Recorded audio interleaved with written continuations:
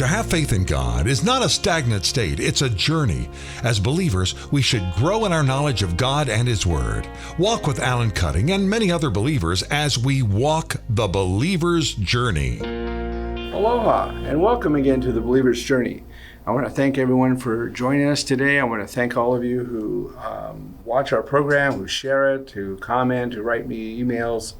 And I want to thank our sponsors, Guerrero CPA, Guerrero Law, Trade Show Displays.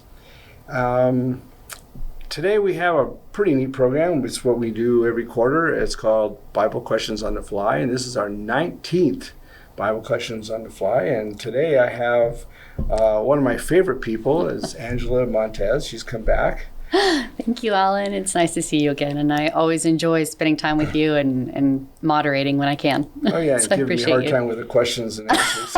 I try. That's my job. Well, it's funny because when I had Susan on here and I asked her, what do you think about that? And she goes, well, fine. And I had like 10 people call me and ask, what's wrong with Susan? And so I said, guess what? You're not coming on again. You need someone who will challenge you, right? I need that. I need someone who will challenge me. Exactly. Well, I'm here for that, so it makes my day. I also want to just make a notation. We need to really pray for countries out there right now, like in India or Pakistan, for Israel, for Ukraine, for people in Russia. Moldova, because there's a lot of stress out there and a lot of oppression, and we need to pray for our believers out there that are really struggling, that are really having a hard time with what's going on, and a lot of them are totally innocent of everything that's going on here, whether they're being persecuted or whether they're in the middle of a war and they're not meaning to be. So let's keep them in prayer. That's a really big thing, I believe, that we should be doing. We're brothers and sisters no matter where we live across the world, and we need to remember that. Okay, well, it's good to have you here. Is there any news you want to tell anybody? I don't think so. Okay. Well, I'm still the same, I think. Well, that's a good thing. So why don't we go ahead and get into our questions and go with it. Okay, great. So you mentioned that piece about praying for countries, and I had ordered some of these questions around, but when you said that, I kind of want to switch and stay with that gear if that's okay, because sure. I think it's important, especially right now. And this is a question that came from the UK, and I'm curious too. So is the Israel-Palestinian war proof of end times and the tribulation? No, not necessarily. I mean, there's nothing biblically that says that is what it is. I mean, Israel has been in conflicts all through the time its inception from 1947. Mm-hmm. Okay, it fought its way into a nation until 1948 when it was recognized by the UN. And then they've had conflicts in 1967, 1973, and the 80s. So I do believe, however, that the idea of Israel at any conflict or war, like in the 1967 conflict, the 7-Day War, that when they attained the rest of their more land and they regained the control of Jerusalem, now that was big because Jerusalem was not in their control in 1948. Mm-hmm. So I think that adds to the nation and to make Israel more full, more whole, if you will. Mm-hmm. But when we look at end times, I think it's a combination of a lot of things that are going on that, I mean, I don't see it in any of the seals or any of the places you have in Daniel or in Revelation. What I do see is overall, globally, like the seals. I firmly believe the seals have already started to be broken. Like the first one is a lack of peace and deception in our world. We have deception in the churches. We have deception politically. We have deception everywhere. We have a lack of peace everywhere. That's a sign of the first seal. Yeah. And the second seal and the third seal, and you have a it's all get one domino effect, one into the other, and we have these problems with the seals already broken from my perspective. And I'm reading there's other scholars that believe the same thing. So, but the war itself, no, I don't know if I see that as an indication of the end times, especially proof of the end times. Okay. Yeah, it's a small piece, right? And conflict has been going on forever. And it was really interesting, and I know this is a little off the questions piece of it, is that, and I had heard this, and you can tell me whether I'm right or not, because you're really good at that. Is that the fight is more so over land that has to do with birthright?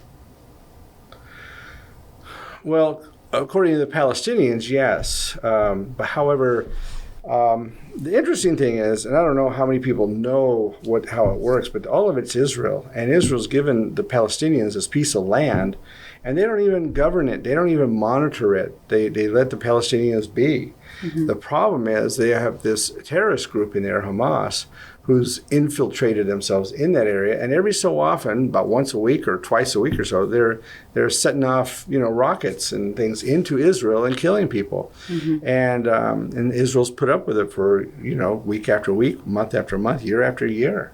And I think when they finally came out and they murdered all these people in horrific ways, and they've taken all these people captive, I think it was like the straw that broke the camel's back. Mm. It was like, hey, I'm done with this. We're getting rid of you. Mm-hmm. Unfortunately, you have other people that are, in the way. I think that Hamas is horrid. The fact that they build their tunnels underneath hospitals or schools and they set off rockets on top of people's houses.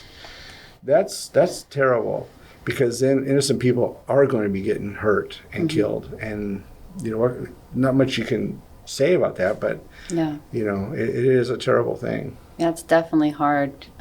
It's hard to see it and hear it and quite understand the dynamics of if Israel stops doing what they're doing versus, I'm not going to go into politics. I promised Alan I wouldn't go into politics. Or, Palestinians. So, yeah, it's really hard.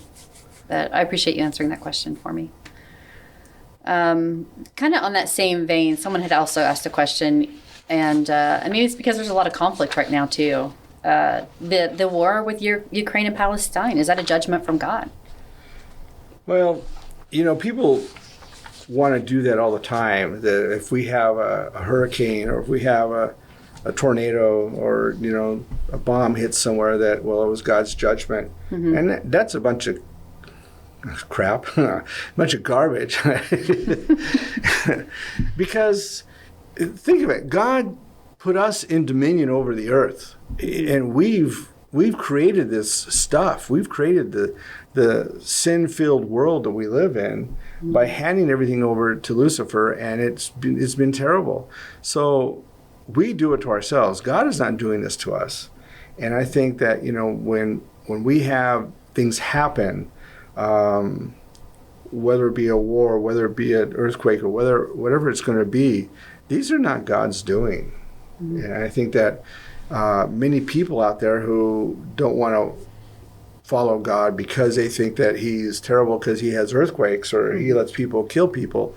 It's just, God has put us into control, and we're the ones that are, the hand behind the trigger, or we're the ones that are really operating in a sinful way, not God. Yeah, and that's important. This is my own personal opinion. I hate the phrase, God only gives you as much as you can handle, because I feel that that's not necessarily true. I feel that life is going to be there, and he's there for us to lean on him, to gain strength, to walk through the things that life presents to us, whether that's man-made or natural disasters or whatever that piece is. But that's my opinion. Well, I think I like your opinion, actually. Oh, wow. Yay. I've made Alan cutting at me.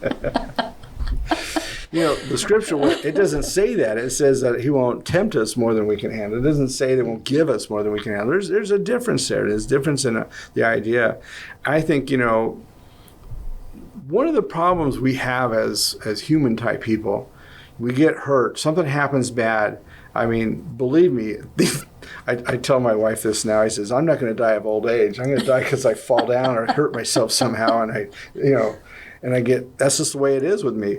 But I've done things to my body and to myself that has been very bad. And so I'm in physical therapy the last year and a half for something I fell and did. And it's like, well, I did it because whether I was stupid or not stupid, it just happened. Mm-hmm. But it's not because God gave me something to deal with. It's because it happened because something I did, something that happened within me. So my whole perspective in life here isn't to say, God, why'd you let this happen? That's a terrible way to look at it. And it doesn't help you grow as a person, help you grow as a Christian. It doesn't help you in your walk with God. Mm-hmm. What we need to start doing is saying, wow, this happened, whether it was my fault or whether somebody did it to me or whatever it might be. Now, what we need to do is look at what happened, look at ourselves and say, okay, God, this is my situation. How can I use this situation, use my bad knee or my lost arm or whatever it might be? How can I do this? Mm-hmm. Seizure disorder, cancer, whatever you might have, how can I do this in order to honor you? Mm. To use it as a testimony to build your kingdom, to build my life with you closer. That's really where we need to be. Yeah, I totally agree. I actually have, because I'm weird like this, right? So I write things on my mirror and like the little, I know, positive affirmations and things like that. So I get up the day and I always thank him for one more day. And I heard recently, and it's stuck in my head, is that the future is none of my business, and that the past is gone, and I need to stay in the present because that's where God lives, is in the present. But he will meet me in the future, and he's already got those plans. So to get out of my own way, to stop trying to control, because obviously that's worked really well in my life. So I have a little prayer that I put up there. It's a message that I felt like God wrote to me, and I wrote it out like, Dear Angela, I'm here, and when are you going to drop this at my feet and stop trying to take control? And when you let me do what needs to be done, I can give you the gifts that I have for you. And if you allow this, your story will be the testimony to bring others to me. So allow me to work through you to garner more people to me.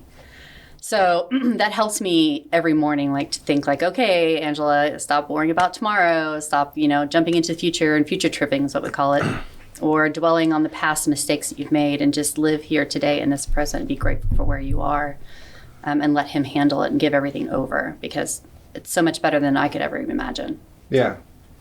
Yeah. But yeah, I'm so glad I made you happy. That just makes my whole the rest of month of March. You had done a podcast on forgiveness, and I feel like that kind of flows into this piece of a question that came from Ethiopia. And this person stated, I find it hard to forgive many times. We are told to forgive and forget. And if we don't forget, then we do not really have forgiveness in our heart. So please help me to understand. I want to be a forgiving person, and I want God to forgive me. Okay.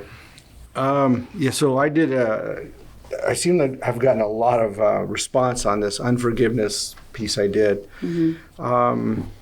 First off, we need to understand what it means, what forgiveness means, and what does it mean from God's perspective.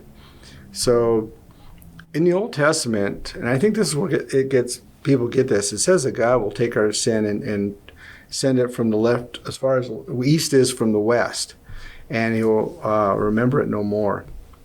Okay, so the problem we're having is we are interpreting that as God forgets your sin. He doesn't know anymore. He erases your sin. And we use these terms, and that's not how it's meant, nor is that how the language is used in the Hebrew.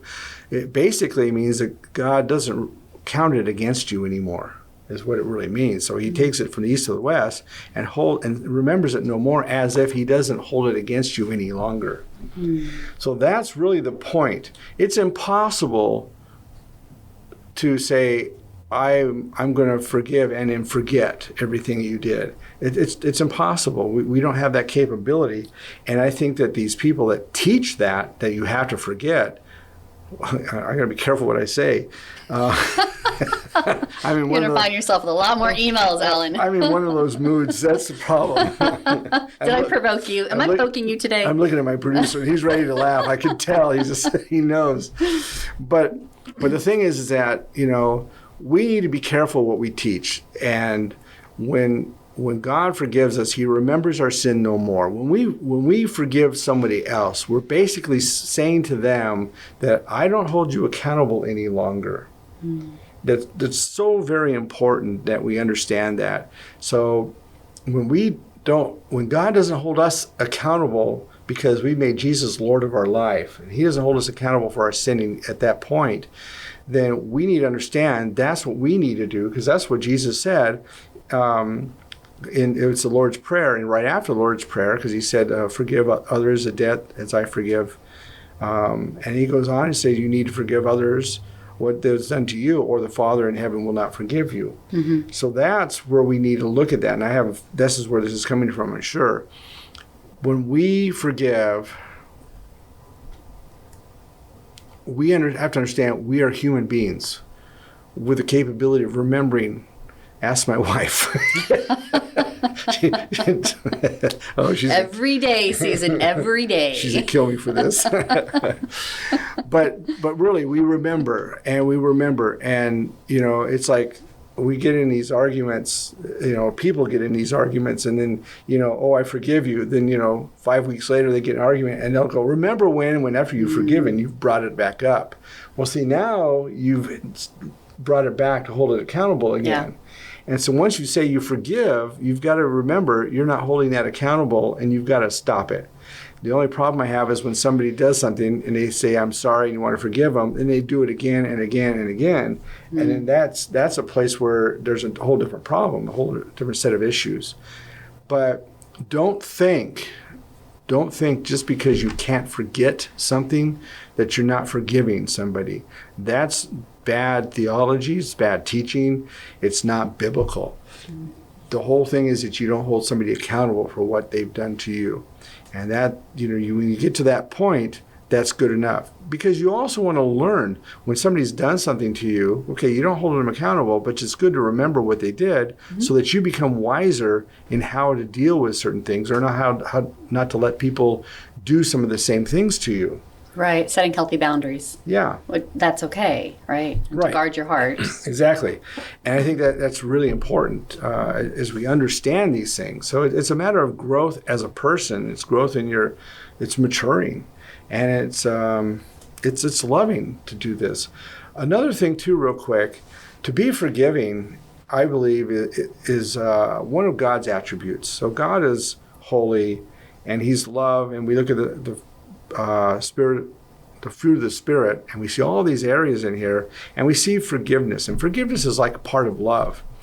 And my teaching, I tell people, one of the reasons why we have a hard time forgiving people or forgiving things is because we looked at the act.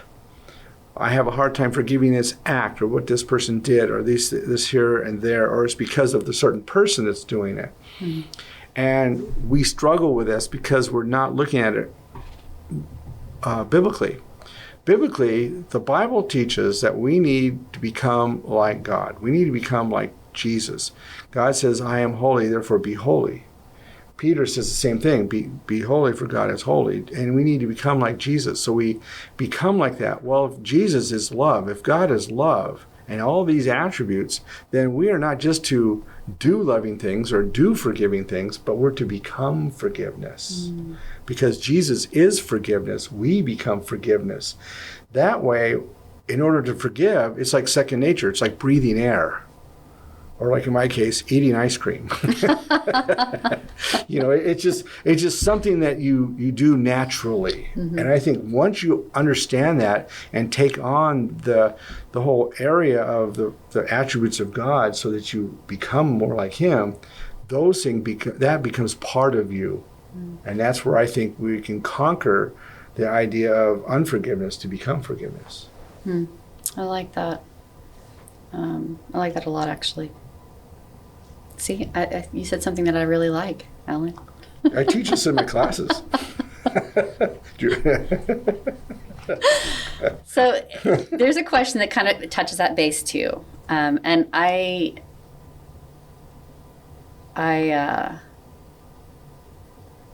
this is a struggle for me, not in my own life, but in like growing my up life, because I heard this in my own immediate family.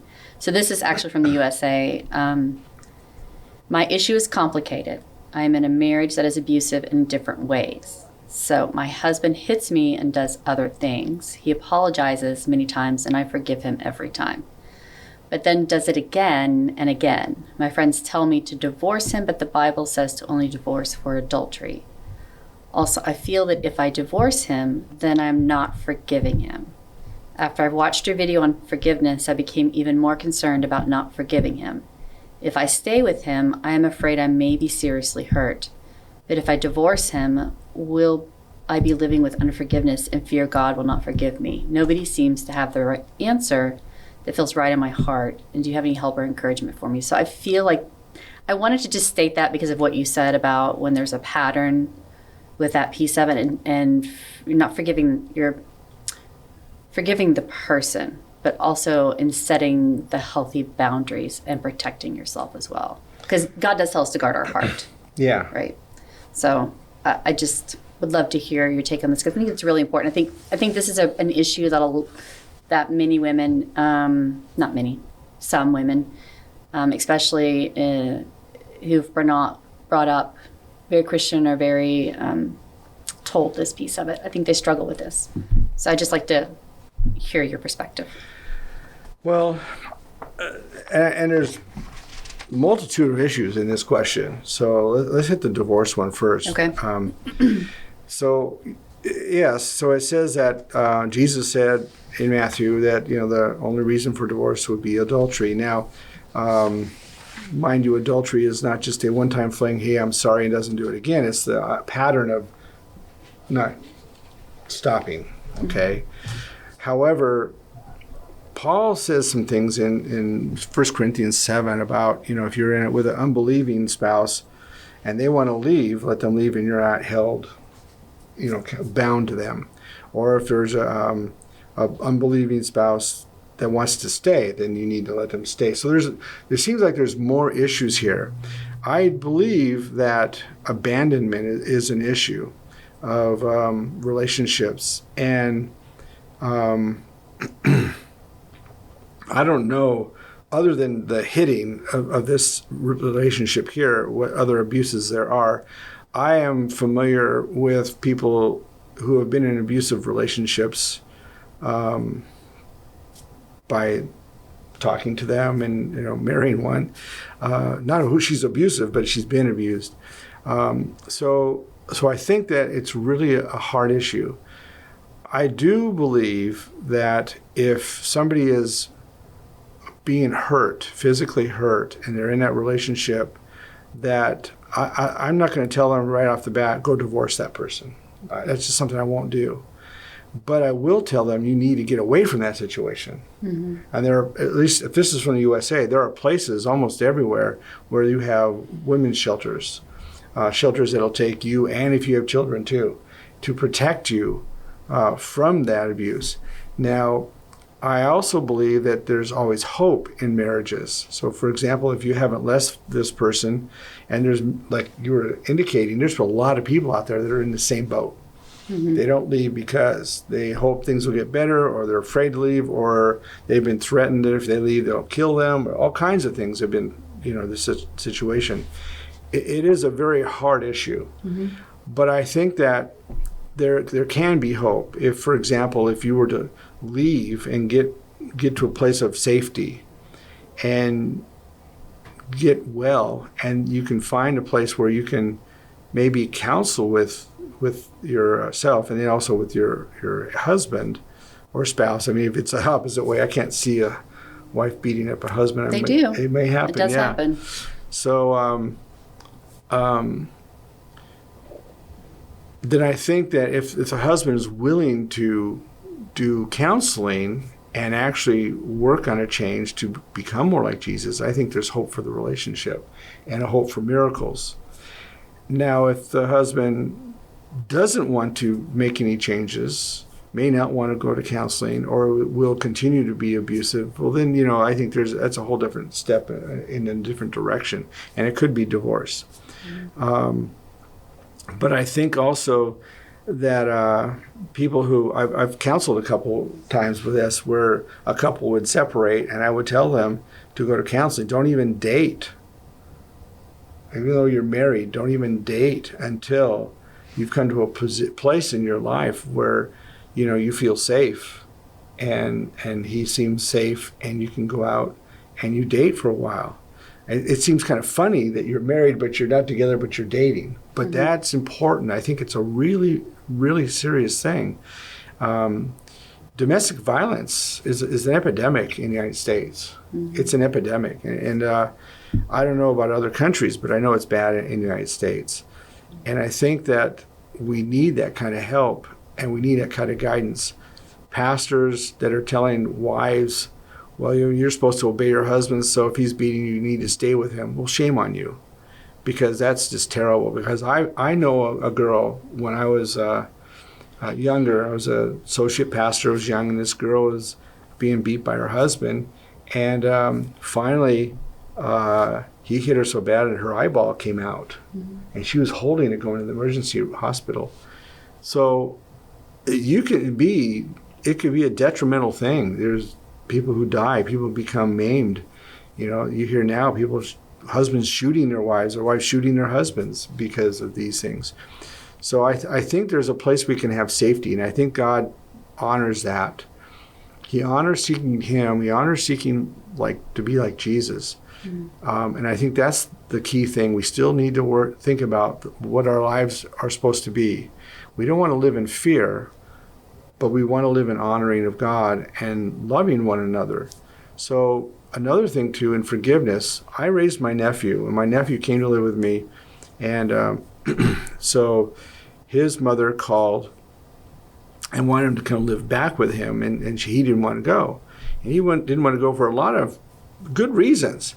And so she says, well, then you don't forgive me. Well, he said, now this kid was 13 years old or 12 years old. He said to his mom, Mom, I love you and I forgive you, but I just can't live with you because you have situations that I can't live with. Right. And they were terrible, and they were going to be dangerous to him. So you can actually forgive somebody and not have to stay with them. And I think that's huge, to understand that forgiveness doesn't come with, because I forgive, therefore I must stay. That's not true. That's not reality. Right. And I think that's important. So it's a very touchy situation. I know that there are pastors out there that are telling their wives to stay in volatile situations, and I don't agree with that at all. I don't agree with saying go divorce right away either. So I think you need to search all avenues. And I think before you ever get married, you need to really look at these things. Is the person you're going to married, look at them. Are they controlling? If they're controlling, they could be abusive.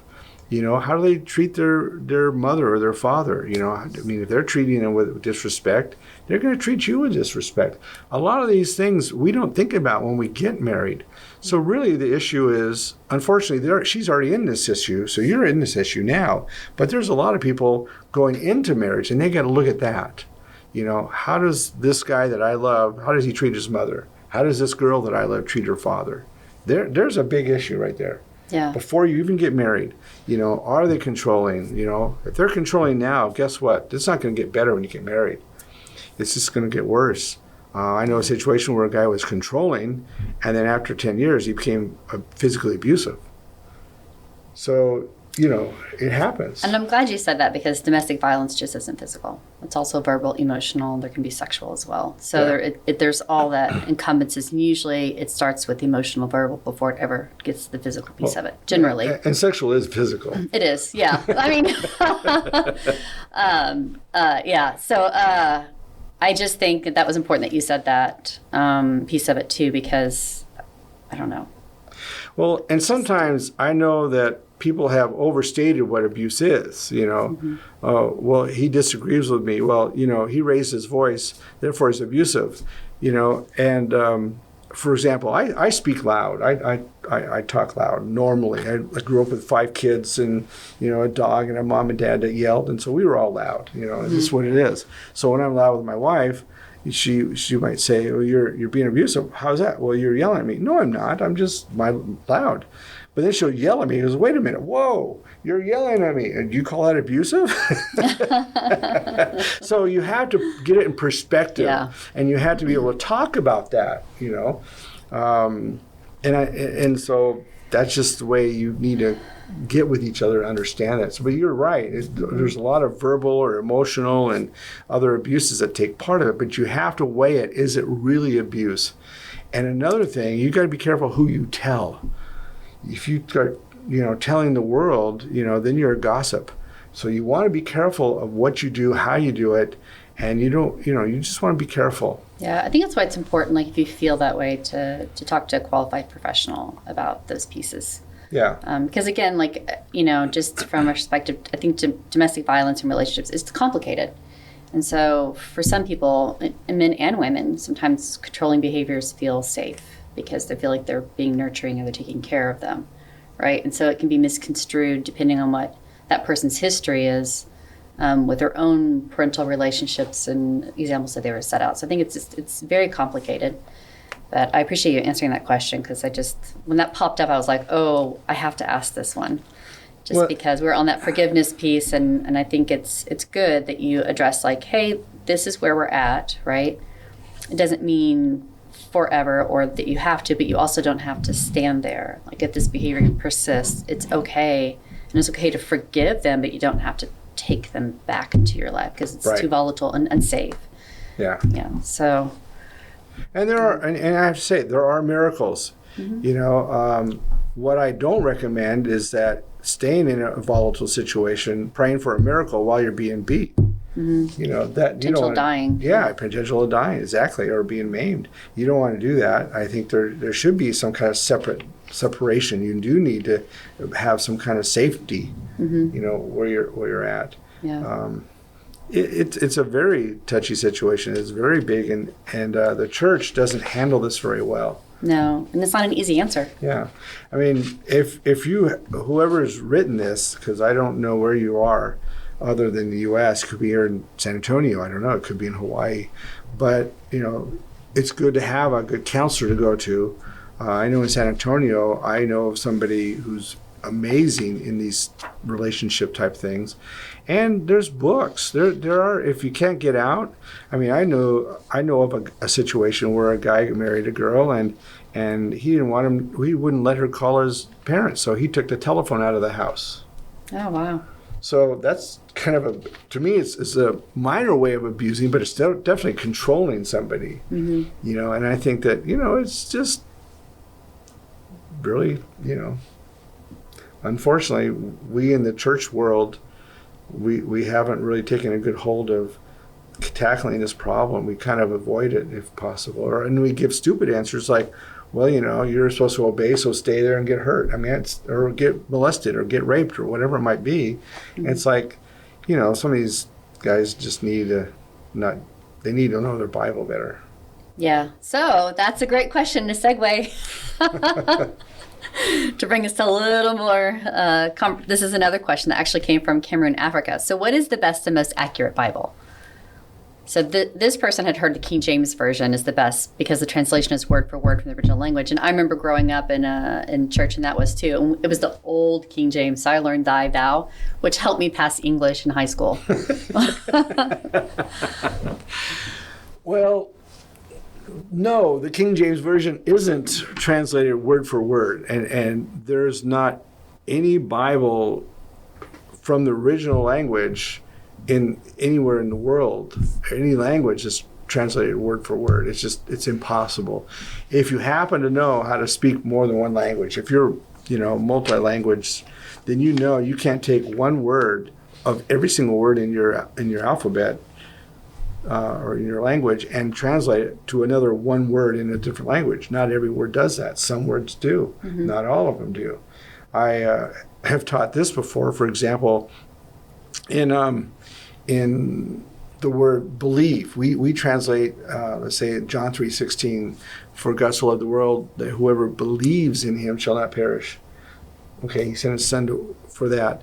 That word believe, if we look at it in the dictionary, it means something we understand to be true. Okay, that's what the word means. But in the Greek, where it's written, pisteuo doesn't mean the same thing. It doesn't. It's an active verb, or believe is a passive verb. Two things different. So pisteuo, it literally means, and you can't translate it to one word only. It's something that we act upon, something we follow. So if we act upon Jesus, we follow Jesus, then we'll have everlasting life. Not if we just understand that he's true. And so therefore, you can't have it word for word. Another problem we have is in about 1008 AD, there was a translation into the Hebrew called the Masoretic text. And the Masoretic text has translation problems. And every Bible we have modern day, including the King James Version, is translated their Old Testament from the Masoretic text. I can prove to you where there's actual mistakes in the Masoretic text, or if you go back into the Greek Septuagint, it'll say something different. So you have problems. So the King James Version is not, or any version is not word for word. You just can't do that. And you just, no words. When I go to teach in another country, and let's say they're speaking Romanian or speaking Russian, sometimes I'll tell my translator what I'm going to say, and they'll have to say it in a whole lot longer verbiage. They might use a whole paragraph as what I'm saying in just 3 words, because they just don't have the language to do that. Now, I will say, when you asked about the best translation, I'm real conservative when it comes to translations. And so, first off, the King James Version is a good translation. However, in today's day of way we speak, it doesn't always fit. Okay? So I like to You don't say thou? No, I say and thy? No, I say you. Not thou art it. I say you are it. So, but a New King James Version, they take all those these and thous and they change those, or I'd say they translate those into modern day. Some of the things that we have, let's say love. The word love is saying 1 Corinthians 13. The word in King James Version is charity. Okay? If thou hast charity, then, so forth. But we use now in our modern day love. Well, charity is actually more accurate, because the love it's talking about is the love of giving. Well, we think of love as love of feeling. Okay? True. So basically, you've got to have more than just the Bible itself sometimes. You've got to do a little more research. I like the New American Standard Bible, and I also like New King James Bible, and I also compare it with a New International Version. I know everybody's not going to like that I do that, but sometimes the way it's read, it fits. And here's an example. So in Colossians, the first chapter, it says that Jesus is preeminent. It says that in the King James Bible and the New King James Bible, and in the New American Version, it says he is first place. Well, first place doesn't really mean preeminent, okay? Preeminent is like all in all. It is everything. It is supreme.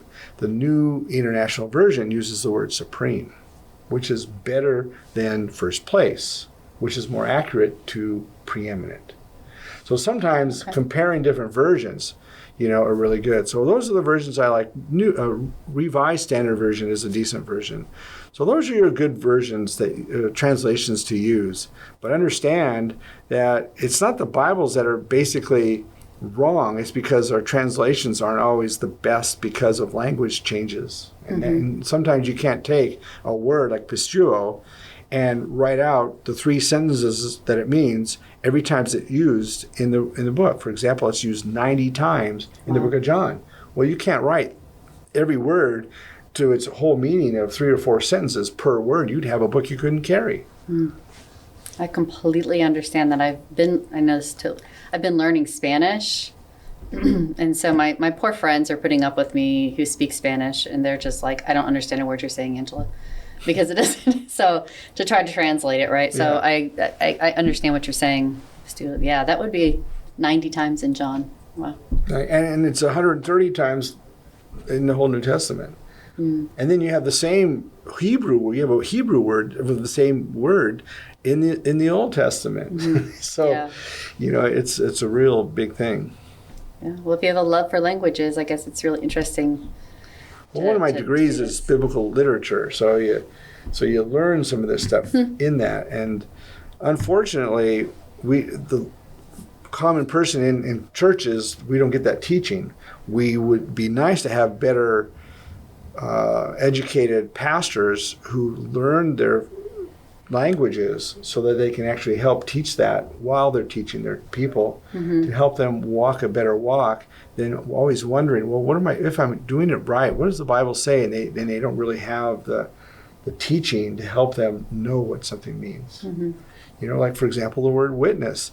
The word witness, we think of it today as somebody who goes out and talks about Jesus. But the word witness literally means someone who gives their life. I mean, so we've been given this bill of goods by people that haven't really studied the languages.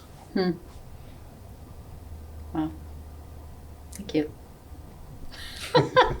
So then, this is actually a question from the USA. So how do we know that the Bible of Christianity is the true Holy Scriptures and not the Vedas of Hindu, the Book of Mormon, or the Tripitakas of Buddha, or the Quran of Islam, or the Tanakh and the Talmud of Judaism? They really went through a lot. I know. I had a hard time saying this. To ask this question. I don't know if this person studies all of those, read all of those. They might have taken biblical literature, or maybe they just wanted to sound smart. I don't know. I don't know, but it sounds smart. Well, this is something that happened to me when I was a kid, because I didn't grow up in the church. So when I became a Christian, there were several months I didn't even own a Bible. And when I got my first Bible, it was called a Reach Out New Testament, and Reach Out is just a paraphrase. So I really didn't have my first Bible for another almost a year, real Bible. But I got to the point where I started seeing other people in other religions, and I back then I believed that Christianity was just a religion. Before I really studied and realized it was not a religion. But when I started reading other things, I read the Book of Mormon, I started reading the Quran, I started looking up into the other things as well. What's that one for the Jehovah's Witness world? Can't think of it right off the bat. But I started looking at these things and wondering what makes Christianity right and the others wrong? I mean, and then when I started reading more, well, first off, the Bible takes in that which is the scriptures of Judaism. So the only thing in Christianity that's different is probably the Talmud. The Talmud is our writings after and aside from their scriptures, but they include them in their scriptures. Kind of, it's a long involved story, but basically it helps us understand more of what Judaism means and what it really is about, other than just listening today of the way it works. But it comes from the same thing. Our Pentateuch is, the Torah. It's the same. They're the same books. So Judaism has the same premise. In fact, Christianity, people who are Christians, it's because they were grafted into the vine, which was that of Judaism. So really, it's one Judeo-Christian is really what it should be called. But when you go into Hinduism, for the most part, they believe in multi-gods. They believe. I think it's the one where you reaching for nirvana, for Brahma, for the center of all the perfection. And when you don't make it, you go backwards. You become like a fly. Whatever you might have, reincarnation and things like that. And so the problem with that is that it's a matter of worshiping and honoring the creation, and as like a god or as somewhat. But you have these several gods, and it doesn't make sense. And the idea of reincarnation doesn't make sense. It doesn't work in this. When you look at the Bible and you realize there's 40 authors, in the Bible, give or take. And it's done over a period of 2,500 years. This is what really fascinated me. 2,500 years, 40 authors, and yet when you read it properly, you won't find it contradicts itself. You take the Quran, and it contradicts itself all over. You take the Book of Mormon, it's terribly contradictive all over. And even some of the stories, you take the Bible and it looks into some of the stories in the Old Testament of different cities, and they can find the cities. You take the Book of Mormon and it talks about cities, and you can't find the cities.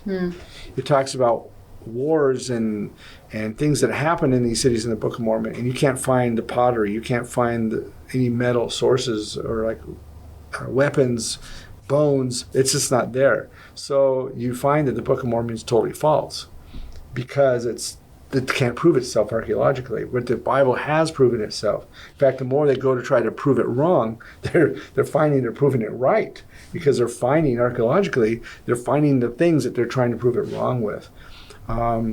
So in all that the Bible continues to prove itself and continues to prove itself and continues to prove itself, to me shows that the scriptures of the Bible, they're phenomenal.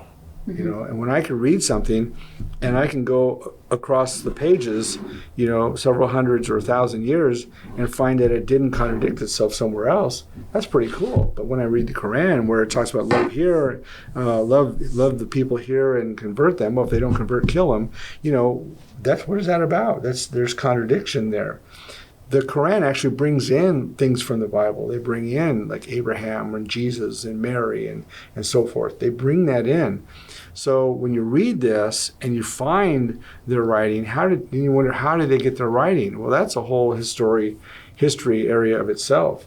But, and Buddha, I don't know. It's all about sacrifice. It's all about finding your path of enlightenment, finding your way. And it's all about self-sacrificial life. And to a degree, that's okay. Even the Bible says sacrifice is okay, but obedience is better. And you wonder why. Well, then the Bible talks about why it's better, and it talks about the relationship you have with God. None of these other religions, other than Judaism, which I don't consider a religion, all these other religions are all about self-sacrifice. They're all about finding a path. They're all about religion and not about the relationship. And that's what sets it apart from all the others. Yeah, relationship and not religion. Yeah. I mean, there are things in the Bible that talks about God gave us religion. Reading our scriptures is religion, and we do it all the time. Going to assembly, church, or whatever we want to call it, regularly is religion. Praying regularly is religion. Those are religious things we do, but it doesn't give us relationship with God. We can pray, go to church, we can read our Bible, we can pay tithe, do all these things. And if we don't have that relationship, it's good for nothing. But when we are a believer, doing those things helps build our character, helps strengthen our relationship. So it's part of the relationship. It's not the other way around. And when we do all these things in these other religions, if you will, then you still haven't connected that relationship. And that's what cuts the wheat from the tares. Yeah. Okay. So this is a question from India. Since we have the doctrine of Jesus in the New Testament, do we need the Old Testament anymore? So the New Testament was not even around when Jesus was here. So the New Testament came about several decades after Jesus, died. So when the Bible talks about the scriptures, let's say in Timothy, it talks about the scriptures are holy, the scriptures are God-breathed. It's not talking about the New Testament because they didn't have a New Testament. It's talking about the Old Testament. Jesus quoted the Old Testament and he taught the things of he taught the law. So the doctrine, that's just a fancy word for the teachings, okay? So the doctrine or teachings of Jesus has to do with the Old Testament. The difference is, as we see in the Old Testament, it's pretty harsh and Jesus brought it into a different level. So what we had in the way that the Jews brought it to us or to themselves, they would interpret it so it became easier or more constrictive or or they became more legalistic and more confining. Jesus brought a spirit of the law in to help us understand. So when they say you're breaking the Sabbath, he says, no, I'm not.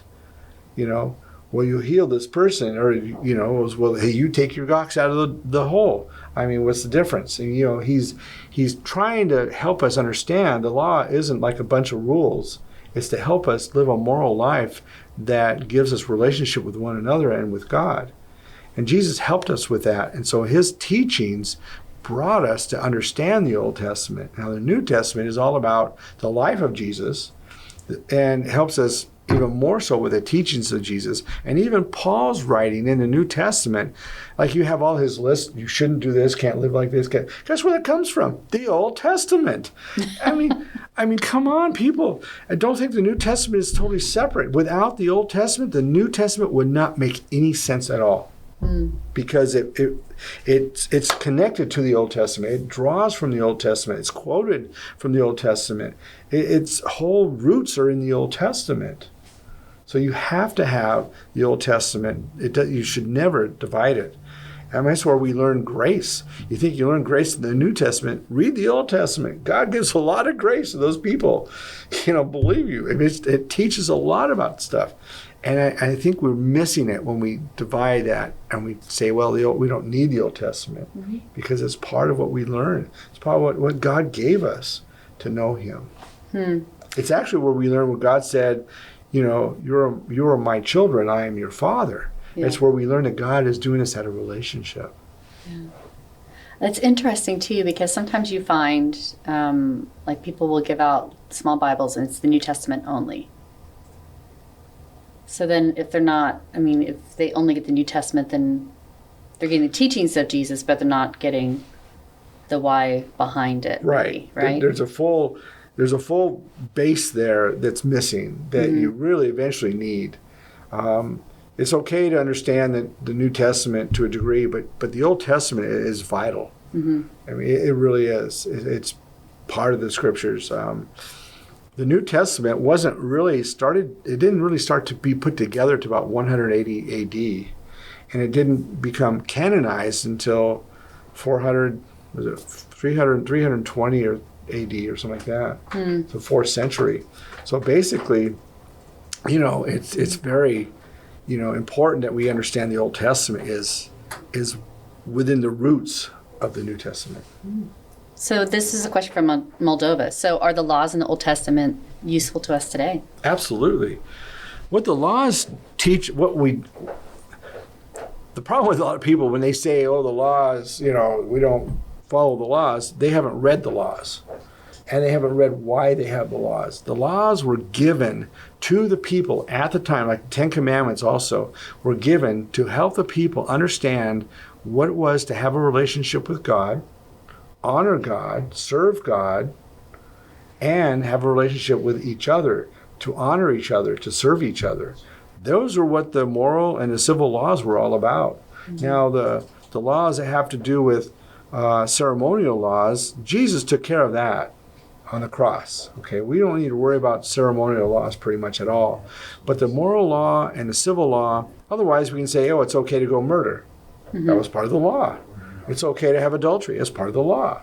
But no, that's part of, God doesn't change. Remember, God's the same yesterday, today, and forever. He wouldn't change his morality because we have the New Testament. That's nonsense. God is the same. And when we look at that, who is Jesus? He's God incarnate. So we're learning something from God himself when he's teaching us the very attributes of the law when he's teaching to the Sermon on the Mount. These things come from the Old Testament, and I think this is so important. So we need the law. But we need to understand we shouldn't have it the way it's been interpreted as a do's and don'ts and legalistic way of society. We need it as a moral compass. We need it as a way of honoring God, understanding that we serve him. Why do we serve him? Because he saves us. because he protects us, because he has done this thing for us, so we honor him, we follow him. And all these things he's given to us is because there's a way of serving one another. Well, if you go out, if a guy gets a girl pregnant, I think I've said this before on the program, the law says if he's not going to marry her, well, he needs to take care of child support. We have those laws. It comes from the Bible. It comes from the law of the Old Testament. And these are ways that you serve in the community to help the community bond and be close and strong. So then, this is a question I hear often. I'm a good person. If I'm a good person, then I should be going to heaven because I'm following the laws. So if I'm just a good person, can I then... So that's the other fallacy of what people think the law is. The law was never, ever, ever intended to give you salvation. It wasn't given for salvation. God gave it for a moral compass. Salvation, even in the Old Testament, came from faith in God. It came in trusting in him, following him, becoming like him. That's what salvation has always been. Remember, God has been the same yesterday, today, and forever. He doesn't give us a bunch of rules that say, here's my rules, if you follow those, you're saved. And that's not salvation. Salvation comes from honoring him, loving one another, to have faith in him. They use the word trust a lot in the Old Testament, trusting in him, putting your life in him, worshiping him. Being in a relationship. Being in a relationship. That's what all that is. Mm-hmm. So it's in the relationship. The laws are just that moral compass that help us live appropriately, to help us understand that. But the salvation comes with the relationship. And and a lot of Christians don't seem to understand that. A lot of Jews don't seem to understand that either. They think it's all about the law. The law was perverted. And in Jesus' day it was perverted. And Paul seemed to have a very hard time with the perversion of the law during his letters. You can see that. So I think we understand the law wasn't given for salvation. Faith in him, obedience to him, relationship with him is salvation.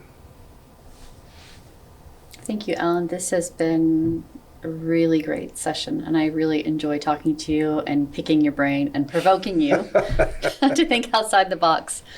But yeah, thank you for the honor and pleasure of being able to be here today. Well, I'm glad you can make join it. You. Yeah, me too. It's been a while. I've been busy with work and life, and life's good.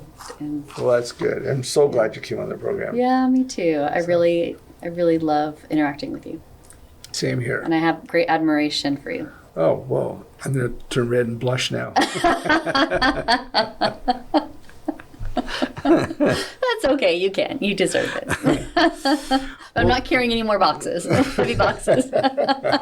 Oh, yeah. Well, if we move, we're gonna be paying somebody to.